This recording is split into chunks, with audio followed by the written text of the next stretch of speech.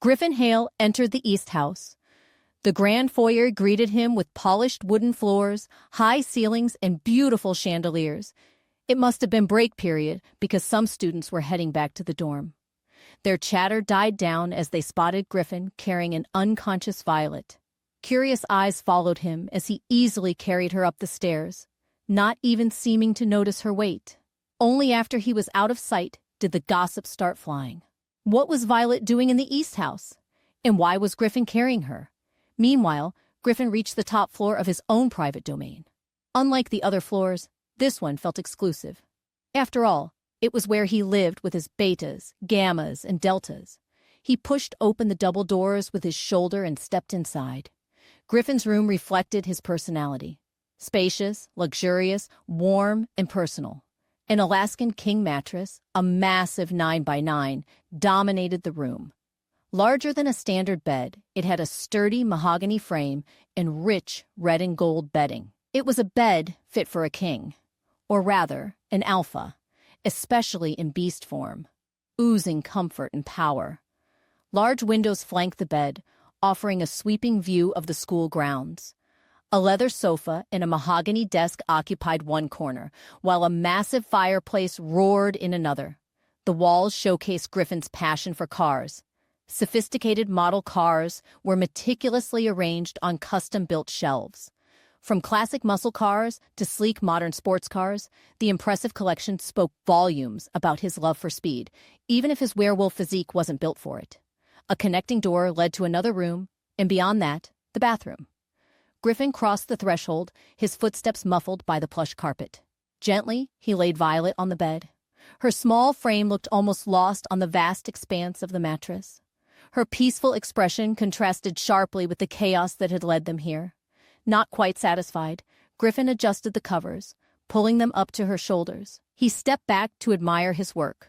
Wrapped tightly in the oversized sheet, Violet looked like a mummy. Griffin paused. It wasn't winter, but the nights were getting chilly. He considered the temperature. It wasn't actually nighttime, and she might overheat under the heavy covers. He reached out to peel back the sheet, then hesitated.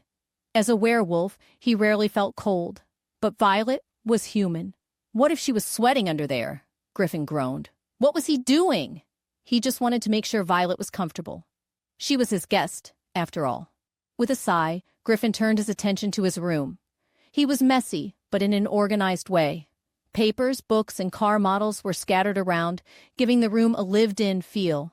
Suddenly feeling a strange urge, Griffin started cleaning. He straightened the books on his desk, lined up the stray car models, and tossed his shirt from the night before into the laundry basket. He didn't know why he was doing it, but he felt a need to make his room presentable. It was Violet's first time in his room, and he wanted her to have a good impression when she woke up. It was just common courtesy, he told himself, ignoring the unusual energy driving his actions. It was unfortunate that even after Griffin finished tidying up, Alaric still wasn't back. Could it be Eleanor had turned him down, and he was looking for another healer? Eleanor was a tough cookie, after all. Griffin grabbed his phone and called Alaric, but it just kept ringing. It was weird for Alaric not to pick up. They were bros. After the 5th try, Griffin gave up. Alaric wouldn't just leave him alone with Violet. That much was certain.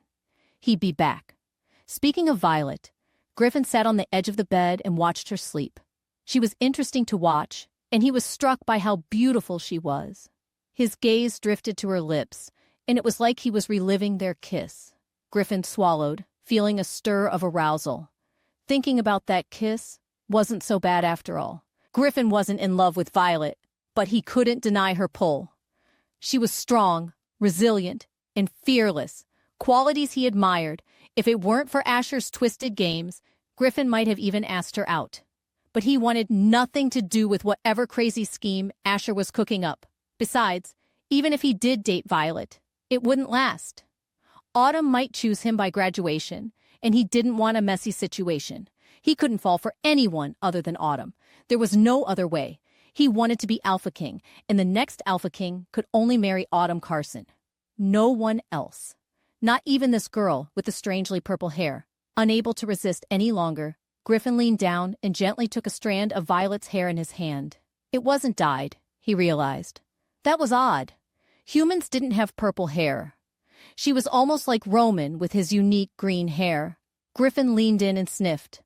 Werewolves could always smell their own kind. But with Violet, there was nothing. She smelled human. Maybe she really was human, just with unusual hair and a unique scent. Even asleep, Violet was still giving off those alluring pheromones from earlier, and Griffin was hooked.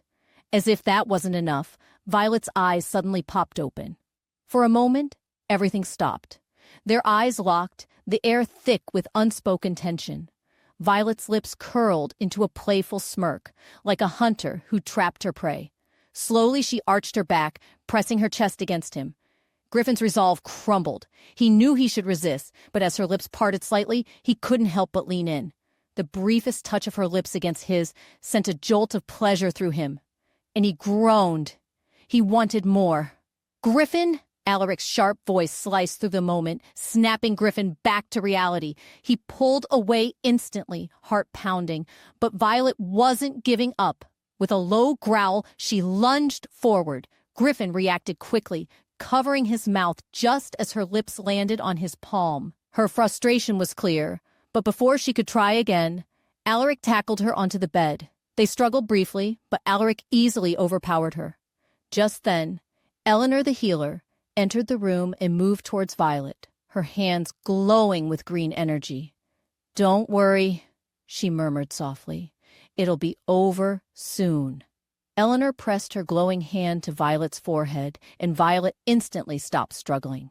Her eyelids fluttered closed, and her body went limp as the green energy flowed through her. But before she drifted off, the last thing Violet heard was Alaric saying, "I'll kill that bastard Asher." Yes, she thought hazily. Me too. I'll kill that conniving jerk when I get my hands on him. Alaric sighed in relief as Violet fell unconscious. He ran a hand through his hair, his shoulders relaxing slightly. That had been a close call. Way too close. He turned to Griffin, fixing him with a serious look. Griffin shifted uneasily, a little embarrassed. "What?" he asked, his voice tight. "You swore you wouldn't touch her," Alaric said, his voice level but with an accusing edge. Griffin rolled his eyes and crossed his arms defensively. "You took too long. Not my fault." Alaric was stunned. So much for trusting him. He was starting to think no alpha could be trusted around Violet. Wait, that's not the end. You've just had a free taste. Now get the full story on the Pocket FM app, link in description. Check out our next video and playlist, and don't forget to like, share, and subscribe.